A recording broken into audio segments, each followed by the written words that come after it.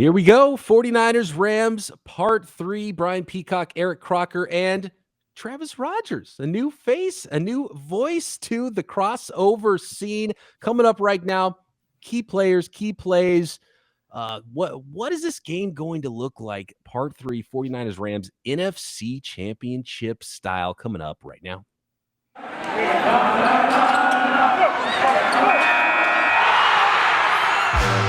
You are Locked On Rams, your daily Los Angeles Rams podcast. Part of the Locked On Podcast Network, your team every day.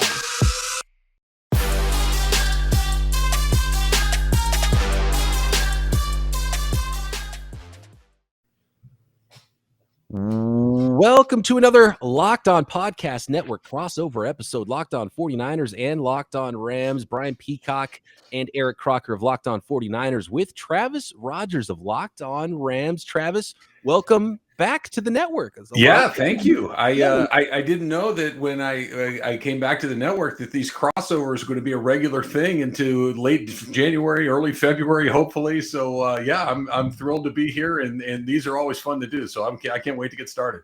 Yeah, there's only 2 crossover podcasts left on the network, and right. hopefully either you or me, right? Yeah, and one of us is going to be doing it again in a couple of weeks, and that'll be the end of it until September. So, yeah, a lot of fun, and I hope you're enjoying yourself. It's been, about 5 years? 2016 is when you started on the network, right? Yeah, when the Rams came back to Los Angeles back in 2016, I was the original host of Locked On Rams and did that for a good portion of that first season and then handed it off. And it's been a few years, but I am thrilled to be back, and I timed it just right as the playoffs were about to start, a couple of playoff wins, maybe a Super Bowl run. So I don't know if I'm good luck or I just have very good timing. I don't know. The Rams have been doing pretty well for themselves since they came back. So how has the fan base looked to you in LA and now competing with another team in the market? We saw a couple of weeks ago the 49ers fans really take over the carport, as Croc called it. I don't know if I think that's an accurate description of Croc. I don't know what kind of house you live in, but if that's your idea of a carport, I need to come hang out with you more because that is one heck of a carport. That is not like my carport that I have outside. But it was interesting to go into the stadium. And I did say, nicest stadium I've ever been in. I just came from Dallas. I went to the 49ers Dallas playoff game. I thought SoFi Stadium was a tier above that. And Jerry's World is really nice. But going to the carport, as I like to call it, it was interesting to see. It's basically an outdoor stadium with a top over it. And that was very unique. It is. I haven't called it a carport. I do like that idea. I've kind of used the analogy of an easy up. Like you take your kids to a soccer game or a baseball game or something, and they sit in the shade. You put the easy up. That the football stadium is under the easy up, but it is a $5 billion extravagance that is unbelievable. And to answer your question, Brian, the response to the Rams has been very LA, and it kind of got a little bit juiced like that for what happened in week 18 when the Niners came in. I'm sure that we'll have a conversation about that as we go forward. But when they came back, it fell into kind of 2 categories. If you're somebody that's roughly my age, you remember the Rams here in LA. I grew up in LA. I was a Rams fan as a kid. So when they came back in, it was very easy to jump back in and become a Rams fan all over again. It made a whole bunch of sense. The people that were, a little bit younger than I am, maybe somewhere between like 20 to 40 or 45, they all pick different teams. So it's hard to get them to flip because for 22 years, there wasn't a team here in LA. If you're a little bit younger than that, the Rams came back. They're really good. They built a new stadium. They've been in the playoffs every year but one under Sean McVay. So it's a really good team to jump back in and start rooting for. But you got a 22-year window where people picked other teams, and that's going to take some time to start to, I don't believe at least that you pick people off. I think you got to get a little bit younger and just keep winning and start to get maybe people as your secondary team. But it's happened very, very quickly from where they were to where they are now. They've added a lot of fans. Yeah. How big of an impact do you think it was that there were so many 49ers fans in the stadium a few weeks ago? Do you want me to lie, or do you want me to be optimistic, or what do you want to say? Is that a huge deal? I don't know if there's going to be as many. I've heard estimates of 70% 49ers fans in week 18. I have a feeling it's not going to be quite that much, but even 50-50 for a lot of teams at home might not be used to Yeah, And I you've think always it's a got more perfect to go. storm. I think that I think 50-50, if I'm being perfectly honest, if the Rams are being honest, I think that 50-50, you might take it at this point. Maybe you could probably push it a little bit past that. In Rams fans, the fact of the matter is, everything I've seen, all the stories I've seen are that Niner fans are going to spend money. And the Rams season ticket packages are very expensive. And if you can offset some of that cost by selling a couple of tickets off here and there, like they did in week 18, I agree with you. I don't think it's going to be like week 18 because it was a regular season game. The Rams were in the playoffs. It wasn't nearly as important to the Rams as it was to the Niners in that game. Niner fans, both in Los Angeles and the Bay Area and anywhere else, hadn't seen SoFi. So it's an opportunity to come see it. Maybe you spend a little money, take a little vacation, all of the things that happen when people come to LA. I expect Rams fans to represent a lot better than they did last time, but I'm not going to pretend that it's going to be anything other than a lot of Niner fans at that game. I think there will be. Yeah, and I was there. It was probably about, it was close to 70. I would say for sure a 60-40 split in favor I of think that's right, 49ers. Croc. I thought, I was where I park my car to walk into SoFi. It takes me about 15 minutes to walk in there. And usually during that walk, it's pretty typical, right? It's Rams fans tailgating, having a good time. You'll see a little sprinkling of some visiting jerseys. They open the season with the Bears, a lot of Chicago transplants in Los Angeles, Bears fans all over the country. So, okay, there's a few Bears jerseys here and there, and you see it. And okay, maybe there's 15%, maybe 20% of the people are Bears fans. When the Niners came to town a few weeks ago and I started making that walk, it was, whoa, boy, this is different because it wasn't just Niner fans. It was mostly Niner fans. And it was a very different thing. I think the players, the organization, the coaching staff, and the people in the city, I think they took a little embarrassed by it. So I think they've been pushing really hard to try to get this squared away going into the game this weekend. I think it will be better. I don't think it's going to be 90-10, but I think it will be a lot better than it was a few weeks ago. And I feel like, Giants, Dodgers, even Lakers, Warriors to an extent, I feel like 49ers, Rams needs more juice. And I think something like this, an NFC championship game, like this is huge. This is important. The 49ers are the 49ers list of rivals right now. The Rams are behind like the Raiders and the Cowboys and the Seahawks, who weren't even in the West for most of my life, or at least the beginning of my life.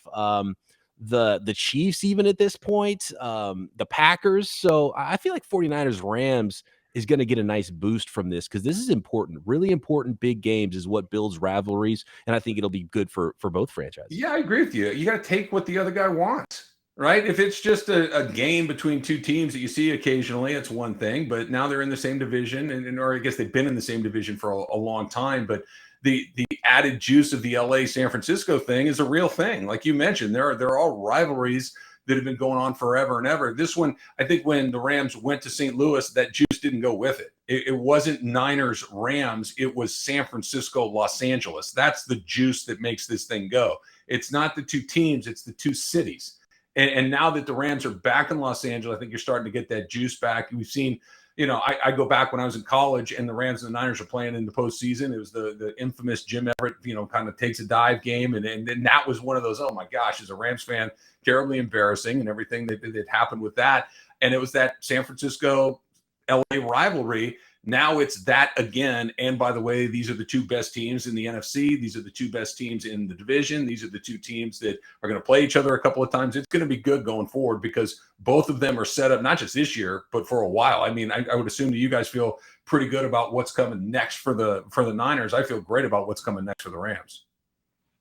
Absolutely. And it's funny because when I think of 49ers Rams, I know the 49ers dominated the Rams for a long time. And the 49ers had went through a dynasty, won a bunch of Super Bowls. But the game that sticks in my mind against the Rams is Flipper Anderson went for like 200 and something receiving yards, right? I think it was a Monday night game, or maybe it was Sunday night, but it was one of those standalone games. And yeah, it was one of the greatest wide receiving performance in history. And yeah, I mean, these are the things that make the rivalries. I have to take what you want. I need to embarrass you when everybody's looking. And this is how we start these things. And there's no better way to do it than the other guy's fans showing up in your building and sneaking into the playoffs on the last day and then getting to play them in the NFC Championship game a few weeks later. All right, we're going to grill each other a little bit. We're going to ask you some questions about those Rams. You can ask us whatever you want about the San Francisco 49ers leading up to this NFC Championship game, and we'll make some predictions on today's show. But first, I want to let the folks out there know about GetUpside. Our listeners are earning cash back every time they get gas on every single gallon, every time they fill up. And all you got to do to get that cash back when you get gas is download the free GetUpside app at the App Store or Google Play right now, and use promo code touchdown for 25 cents per gallon more on your first fill up. That is straight cash into your account. No catch. It's super easy. The cash after you get gas goes right into your GetUpside account. You can pull it out into your bank account, to PayPal, e-gift card, Amazon card, whatever you want, and it is free to do. You just go get gas like you normally would have. You open up the app. Hey, I was going to get gas there anyway. Let's get some cash back when I fill up, and boom, the money shows up in your account. So just download the free GetUpside app, use promo code touchdown to get 25 cents per gallon or more cash back on your first tank. That is promo code touchdown with the GetUpside app. I want to start with this question for you really quick here, Travis. And this one was put to Matt Williamson and I on the Peacock and Williamson show this morning.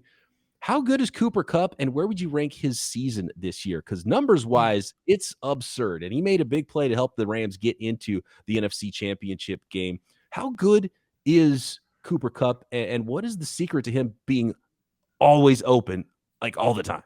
Well, so to answer the first question first, how good is Cooper Kupp? I wouldn't trade him for a single other wide receiver in the entire league.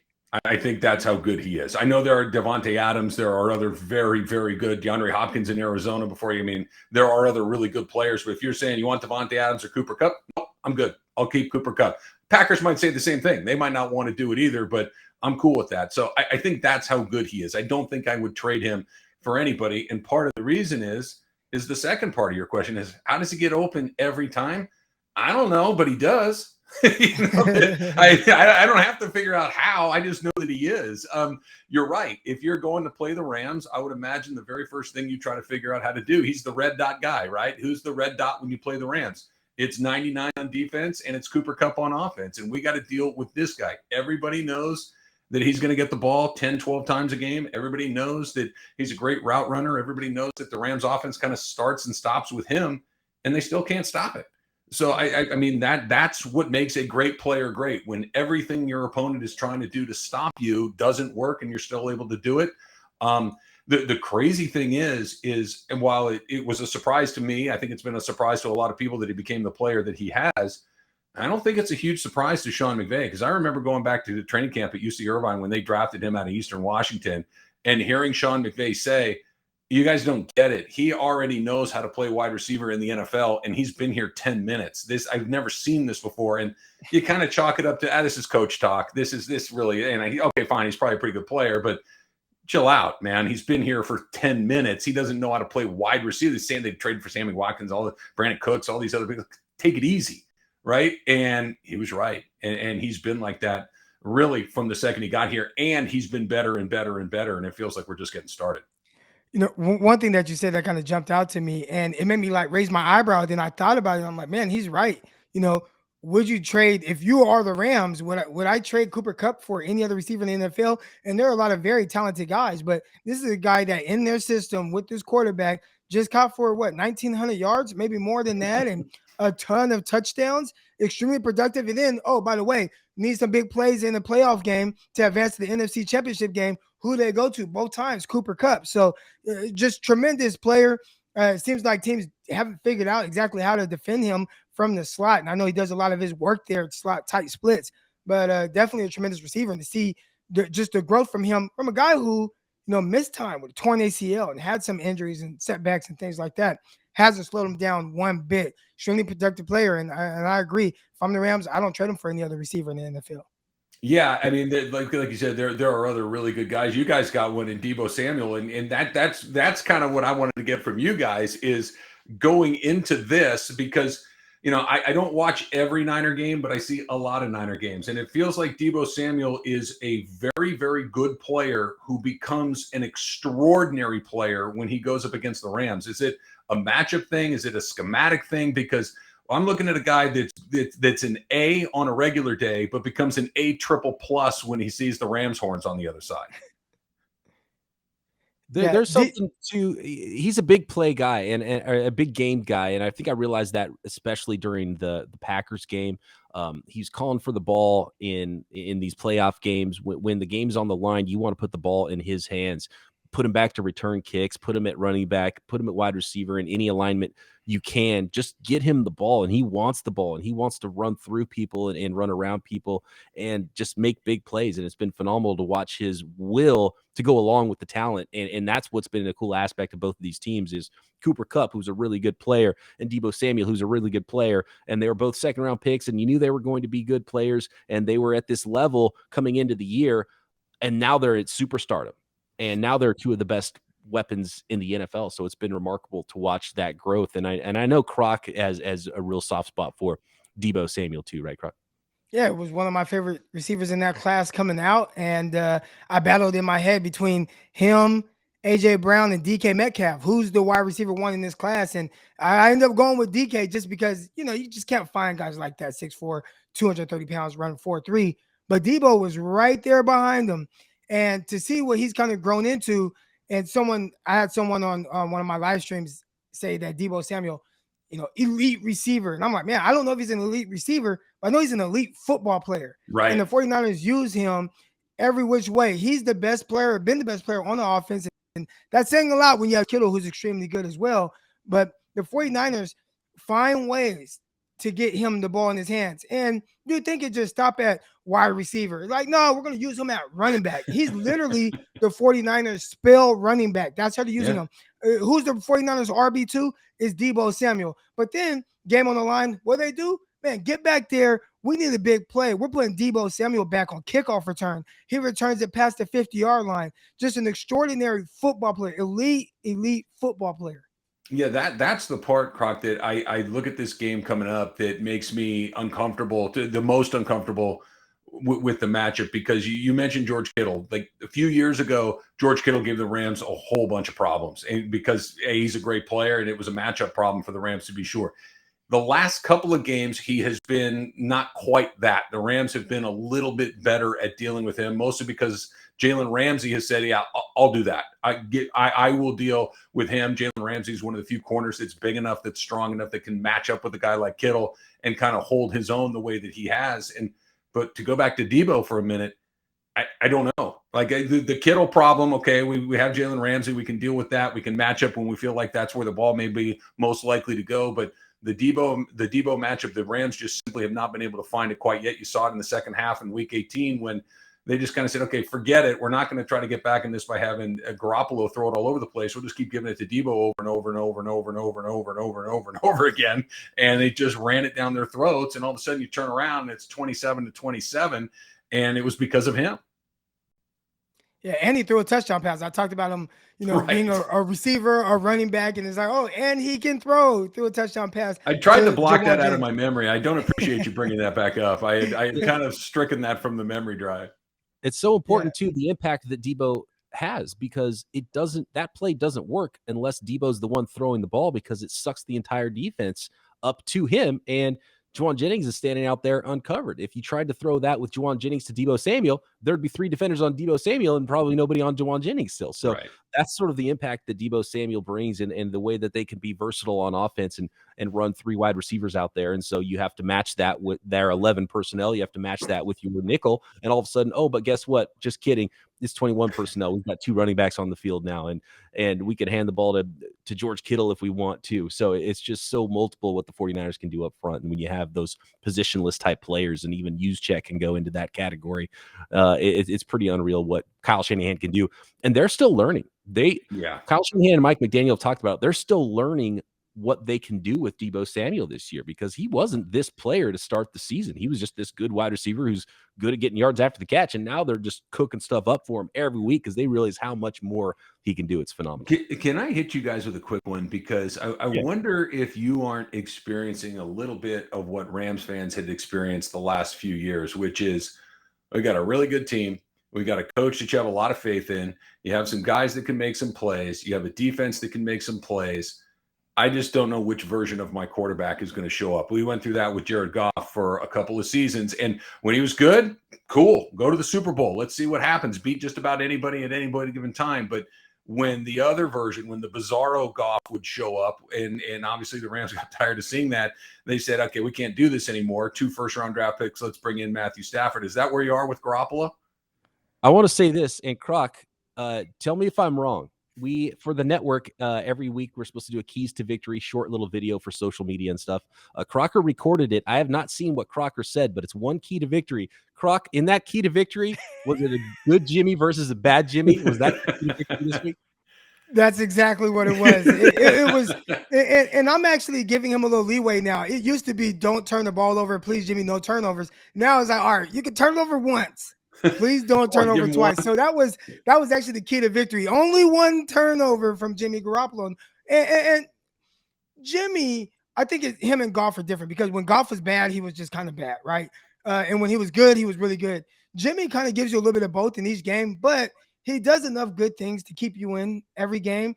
And I think he's kind of borderline elite in the last few minutes of games. And when they need him most to kind of make those certain throws to put the 49ers in position to win games, more times than not, he comes through for you and does that. So it's a little different than the Goff, because I've seen games with Goff where it's just like, wow, this is just a bad version of Goff.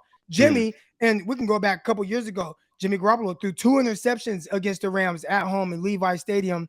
Well, SoFi Stadium's kind of Levi's house, but at home at Levi Stadium, Jimmy Garoppolo threw 2 interceptions, one to Jalen Ramsey and another one where Jalen Ramsey broke the ball up and his teammate picked him off.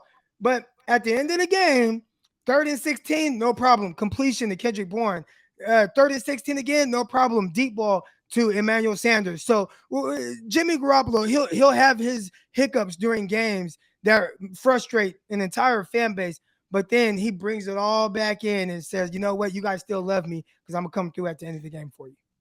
Yeah, that's well put, Croc. And it's a roller coaster ride with Jimmy G, and I have a feeling he's going to keep this game close one way or the other on Sunday in the NFC Championship game. Next, I have one more question about the Rams quarterback. We'll make some predictions as well, but I want to let the folks out there know about BetOnline, who is wishing everyone a happy betting new year as we continue the march through the playoffs and beyond in 2022. BetOnline remains your number one spot for all the best sports wagering action. New year, new updated desktop and mobile website at BetOnline that you can sign up at today and receive your 50% welcome bonus on your first deposit. Just use promo code LOCKEDON to get started. Not just football. There's basketball, hockey, boxing, UFC, right to your favorite Vegas casino games, poker, blackjack, you name it, you can find it at BetOnline, the fastest and easiest way to wager on all of your favorite sports.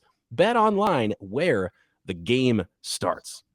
And gentlemen, 3.5 points is what the line is at. I want to talk to you about that line in just a second. But first, we talked about Jimmy and the turnovers. And part of winning the turnover battle for the 49ers is maybe taking one away from Matthew Stafford, who before the playoffs started was passing out footballs like candy to opposing defenses. And he seemed to have cleaned that up a little bit. One thing I noticed after the Rams played the 49ers the first time is I thought the Rams did not come close to matching the 49ers intensity and physicality. Then when Sony Michel showed up and then getting Cam Akers back, I think the Rams might have learned from the 49ers and maybe did some self-scouting and thought we need to be more physical. We need a tougher football team. And I think they accomplished that. And then after the regular season, I think there was another level of, okay, we can't screw around anymore. We have to be more efficient. We have to hold on to the football, and we can't start throwing interceptions. And I think Matthew Stafford led the way in that regard. What have you seen from this Rams team? We saw the Niners come back in week 18 against them. We saw Tom Brady and the Buccaneers nearly come back against them last week. Like, where is this team mentally? And how confident are you that even if the Rams do get a lead, that they can hold that lead against them? Yeah, I think if they get a lead, they're in good shape. I know that it feels silly to say that because of what happened in week 18 where they had a 17-point lead and they ended up losing anyway. But the last couple of weeks, that version of Matthew Stafford has been somewhere north of really good. Somewhere in the fantastic area. You know, the only reason they won on Sunday against Tampa was because he was that good. They turned it over 4 times. The Rams only had 5 lost fumbles all season, and they had 4 in one game against Tampa. So that's not what they do. When they lose the turnover battle, it's because Matthew Stafford throws it to the wrong team. It's not because they have a bunch of fumbles along the way. So that is a much better version of him the last couple of games, I think is very, very good news. I talked about it on Locked On Rams on Wednesday, where I think that he kind of has to be the guy that even when everything else is very muddy and sloppy and some guys are making mistakes, Cam Akers had a couple of fumbles or whatever it might be. Sean McVay made a really weird timeout towards the end of that game that we're nearly a week out, and I still don't know why he did it. To give Tom Brady a chance to collect his breath and think things, I don't know why that happened. And Matthew Stafford covered it up by making those 2 throws to Cooper Kupp. So he seems very comfortable in these moments. I know one of the things that Rams fans were concerned about, one of the things that I was concerned about going into this was, he never had to play in a game that's actually mattered. Playing on Thanksgiving once a year is the only time anybody would ever see the Lions, right? And even then, we're in a food coma and we're not really paying attention to begin with. So what's it going to look like when he has to play a game against a very good team and you're behind, or it's a 1-score game and you need to go down and do it? And, he did it against Baltimore towards the end of the year, but Lamar Jackson wasn't playing. And you saw him do it early in the year and say, yeah, but that's not a very good team in Indianapolis. But he did what he did against Tom Brady and the Bucs. That's a big deal. He goes into Arizona, or plays against Arizona, I should say, and plays a really clean game in a playoff situation for the first time, wins the first game. He's comfortable in those moments. I really do think. And I was hopeful that the Matthew Stafford story was, hey, you got a really bad luck and you ended up on Detroit. You're a really good player, but you got saddled with an organization that can't get out of their own way. Once you get with a better organization, we'll see what that is. And it really does look like it is. I go back to what you said a second ago, Croc. I give Matthew Stafford 1. If he throws 1 pick, cool, we're all right. As long as it doesn't go back the other way for a touchdown, I think they're in a pretty good spot. If it's 1 or 0, I love their chances. When the Rams haven't turned the ball over this season, they haven't lost. It's pretty 1 + 1 = 2 there. If they don't turn it over, they're 8-0. When they do turn it over, they were 8-6. So we'll see how it all plays out along the way. But it's football 101, win the turnover battle. But for the Rams, it really does make a huge difference. All right, it's prediction time here. 49ers are 3.5-point underdogs. Travis, you are new-ish, returning back to the network, even though you actually started before I did here at Locked On. But I'll let you go first. How do you see this one turning out? Well, so the idea of the 3 points, right? You get 3 points for being at home. And while this is kind of a dagger in my own heart, I don't know how much of an advantage there will be at SoFi on Sunday. I think there will be more Rams fans than Niner fans, but it's not going to be 80,000 Rams fans going crazy. I think hopefully we'll get 50,000 Rams fans going crazy against 30,000 Niner fans. I think that the Rams are the better team. I've also thought that the Rams are the better team the last 6 times they've played, and they've won 0 of them.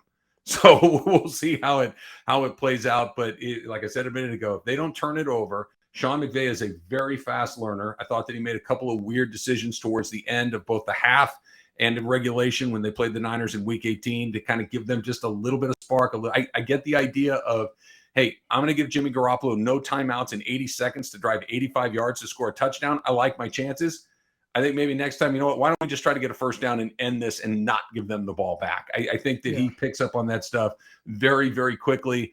I don't think that it's lopsided either way. Whatever happens, I think it's going to be a very close game, but I'll take the Rams with a field goal at the end. I feel like that 3.5 points, because of that reason you stated, this is going to be close. And can Kyle Shanahan continue his, I don't know what it is over Sean McVay, but he's got his number right now. And I just think it's going to be too close of a game. I don't think that the Rams are going to have that home field advantage. I don't know if it's going to be a home field advantage for the 49ers like it was in Week 18, but I do like that number as a betting line for the 49ers to take those 3.5 points and then see what happens. I do think the 49ers are going to win this one in a close one, but I'm just so excited to see how this goes. Give me the 49ers by 2 points. I'm going to say 30-28 is the final. 49ers over the Rams. Croc, what do you got? Yeah, I mean, this is tough. And, Trav, he talked about the Rams being the better team. And I don't think there's too many rosters in the NFL where I say, hey, that's a better roster than what the 49ers have. I think the Rams kind of have that slight edge. I'm still going to go towards the 49ers. And I just talked about it. I said it before the last game, the Rams game. And I was like, man, I don't want to see the Rams. They're scary. I don't care if the 49ers beat them 100 straight times. It's just a scary team with scary roster, scary quarterback, scary skilled, explosive players on both sides of the ball. But I think there is something to the Kyle Shanahan, Sean McVay thing. It's almost like a big brother, little brother type thing. I do like the 49ers coaching for whatever reason, the offense and the defense and kind of things they've been able to cook up against a more talented Rams team. Hopefully Odell Beckham and Matthew Stafford are still kind of working their things out. Looks like they're kind of getting it together they're right getting now. Last they're 3 or 4 together. They've been good. Yeah, they've been really good. They're getting it together. Hopefully they have that one hiccup like we saw in the Ravens game where Matthew Stafford threw a pick 6 based off of kind of Odell kind of going the wrong way or whatever. Got to bank on things like that. Hopefully 49ers don't turn the ball over. Trav talked about the Rams and when they don't turn the ball over. Jimmy Garoppolo, when he doesn't turn the ball over, the 49ers are undefeated. All right, so I like the 49ers coach. I think that kind of gives them a slight edge.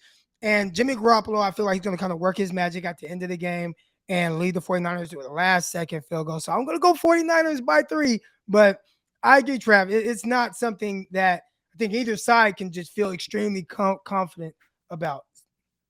Nope. You can't be confident with the lead. You can't be confident with your quarterback not throwing the ball to the other team. There's good defenses on both sides. There is a pass rush on both sides. Aaron Donald will be there. He will get off the bus. He will be at the game. He could be a big difference maker. We haven't said his name, and I feel like I've been. Aaron Donald is Dan Brunskill. Daniel Brunskill. On the other side.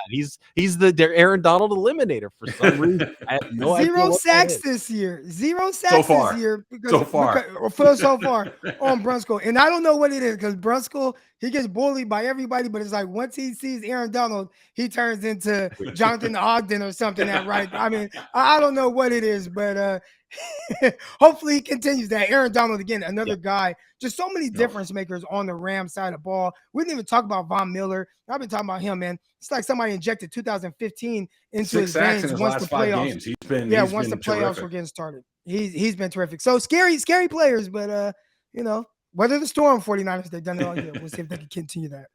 Absolutely. It's going to be a whole lot of fun. Travis, it's a pleasure talking with you. I think we're going to have a lot of these crossovers with you coming up and hopefully some more big games with 49ers, Rams, rekindle that rivalry a little bit, make it as strong as ever. You can find Travis on Twitter at Travis Rogers doing his thing on 710 ESPN, Rams pre and post. I'm Brian Peacock at BD Peacock on Twitter. My co-host on Locked On 49ers here daily, Eric Crocker at Eric_Crocker. Thanks everybody for making us your first listen every day. For your second listen, check out Croc on Locked On NFL Draft. I'm doing the Peacock and Williamson show daily, talking about the entire league. And of course, there's Locked On Bets, hosted by your boy Q, with expert analysis from Lee Sterling, daily here on the network and free on all of your favorite podcast platforms. Locked On 49ers, Locked On Rams, back with you tomorrow. Talk to you then.